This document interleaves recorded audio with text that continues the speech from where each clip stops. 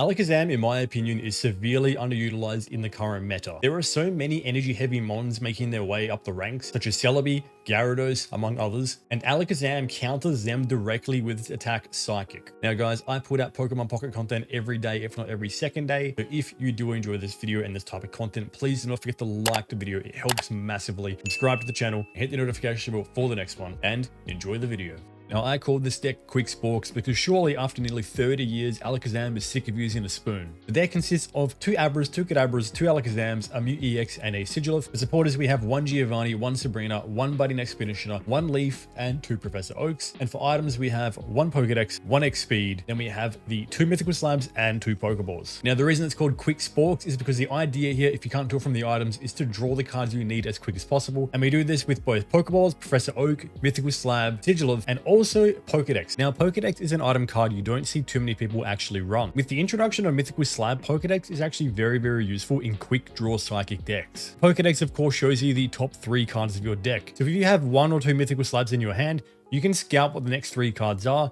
And if they are something useful like a Professor Oak, you don't want to use a Mythical Slab because it would be terrible to send your Oak to the bottom of your deck. By the same token, if you have a Pokeball in your hand, you can actually use your Pokeball after the Pokedex to reshuffle your entire deck and hopefully change those top 3 cards to being something more useful. And the reason that Pokedex is useful is because this searches the very top card of your deck, and if that card is a Psychic Pokemon, it goes into your hand. But if it's not a Psychic Pokemon, it goes all the way to the bottom of your deck. And as I said, when you do use the Pokeball, it actually reshuffles your entire deck. So the Pokeball can be used to rechange your fortunes, and hopefully you get a better 3 cards at the top of your deck. The Pokedex into Pokeball is actually a pretty amazing strategy which you can implement. So between the Mythical Slab, the Pokeball, Professor Oak, that's a lot of draw power. But it goes up even more with Sigilith. The Sigilith is the card you want to start with on field if at all possible. Now, Sigilith has 80 HP, which is pretty tanky for a basic mon, and its attack Spike Draw will draw a card when used. So this further increases the rate you draw cards, so you can churn through your deck extremely quickly, making sure you get the cards you need and that sweet Alakazam card as soon as possible. So the first game I'm going to show you was recorded on mobile, so it's not widescreen, I apologize. The rest of the games will be, but it was such a perfect game that played out flawlessly that I really wanted to showcase it because it really shows what this deck can do. And it shows each of the elements I talked about working very well together. We started a Pokeball and 2 Mythical Slabs, so really good starting hand. Couldn't have asked for more. Our opponent's first turn, they got their Celebi down, which was good for them, but we drew into the Pokedex, and that is amazing. So right here, right now, we Pokedex. We can see the next 3 cards in our deck is Oak, and Abra. So what that means is if I burned both my Mythical Slabs, I would have lost both my Professor Oaks to the end of my deck. So what Pokedex has done here is allow me to see that. And now I know do not use the Mythical Slab. But what I can actually do instead is use my Pokeball, because that is going to reshuffle my entire deck.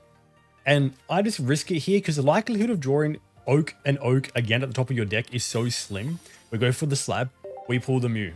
We're going to go for the second Slab as well. And we just fingers crossed it's another Pokemon. And you know, that is the strategy I was talking about at the start of the video.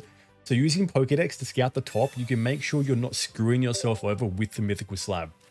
And because of that, look at this insane draw power. We've got the Mew to tank hits if we have to. We've got 2 Abras, we've got our Kadabra ready to go. Like, we're in such a strong position. All we really need to do now is draw into our Alakazam. But not much action from my opponent. He's just put an energy into Celebi because why wouldn't you? And we just drew Alakazam. So we are looking very good here. We probably have to sacrifice a mon or 2 because Celebi will come on next turn.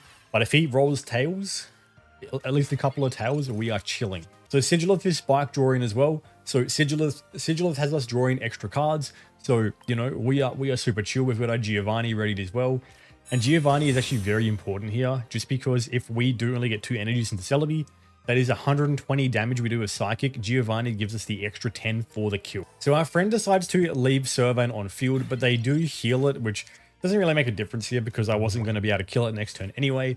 But we're in a pretty good spot. So I'm going to Evo into my Zam. I'm going to pop my next Oak, obviously, to get more cards. Because things like a Leaf, Sabrina are very good for us. So drawing that is good. We can get our second Kadabra going for a second Alakazam potentially. And we're going to keep drawing with Spike Draw. We are churning through our deck. You can see me highlight my deck here. He's got 9 cards left. I already only have 4 cards in my deck because we are just churning through. We are burning through our cards, and that is the way this deck is meant to work. You're meant to burn through your cards as quickly as possible, get everything you need, get set up as fast as you can, the thing that actually holds this deck up isn't drawing cards, it's the energies, realistically. But I will say we did get a pretty perfect start, like Sigilith lead, 2 slabs, the Pokeball, like that was a pretty perfect start. This won't always happen. The Celebi is now on field, only has the 2 energies luckily, so we have a decent chance here, but he did get Serperior down, so that is 4 coin flips. And we do lose our Sigilith, but it's not a problem because Alakazam is already ready to go. And unfortunately, probably not the best foresight by our opponent. Realistically, knowing that I have an Alakazam on my bench with 2 energies, they probably shouldn't have put Serperior down, because Serperior's buff actually doubles the energy on Celebi, meaning instead of taking 120 damage here, he takes 180. But realistically, it didn't matter from our perspective, because if that didn't happen, we would have one-shot Celebi with Giovanni. But either way, we're in a very strong position to take Celebi out and win the game. So Serperior comes down, my opponent concedes because they have nothing else that they can do, and that is game. And that was like literal perfection. I couldn't have asked for a better game. Nice. Probably Celebi. Alright, interesting starting hand.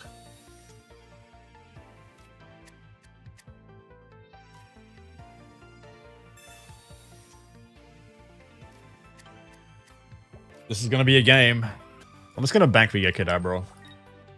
I don't really feel like getting the L because genome hacking is trash against Celebi, since you only get a max of 3 coins, right?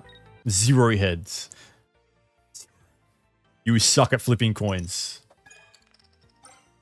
Well, okay. Please, Kadabra, please. This is going to be up to the heart of the cards. This is why Celebi is an annoying deck, though. Like, it's just about coins. And sometimes, you know, they get every fucking heads, and sometimes, you know, they don't. So, just 2 tails, please. 2 fucking tails. 2 tails, not 1. 2. Okay, please, Kadabra. Okay, that's huge. Please, please, please, come on. Come on, man. 2 in 6 chance to Kadabra. Let's go. Daddy's coming, Celebi. Daddy's coming. Oh, yeah. Put Serperior down next turn. He'll concede when I put Zam down? No, he'll concede when he sees the Giovanni and the Zam. Come on and Zam. Shoot around blue, boy. Deck working as intended. The Celebi Slayer. Actually, to be fair though, if he had Serperior and Executor in his hand, he could have actually one-shot my Zam. Bro, we can't start with Sigilith to save our lives, man. You went to, how do you spend 80 bucks at Macca's? What the fuck did you buy? Macca's covered in fucking gold? Ninetales and Moltres? And Magma? Moltres in a Blaine deck? What is this?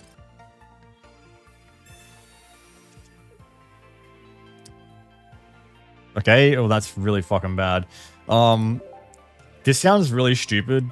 I'm gonna burn my slab so I can draw Oak, because otherwise I'm gonna lose the fucking game. 0 heads, please. I mean, I guess... fuck you, man.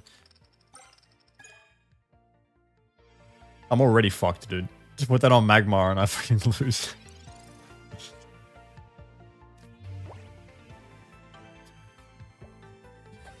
I literally just lose the fucking game because I got bricked draws. He just switches Magmar in next turn. Let's see what happens here, chat. Moo's gonna fuck us, man.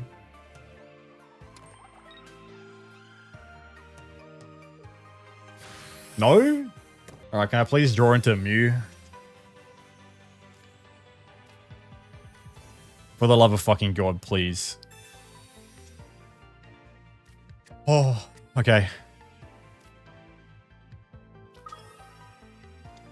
I'm still fucking dead if I get Sabrinaed. Okay, you can't Sabrina me this turn now. That's good. Are you stupid? Are they stupid? Are they fucking stupid? They're stupid. Why would you put another energy into Moltres? Why would they put another energy into Moltres? It's a robot running a script. Maybe.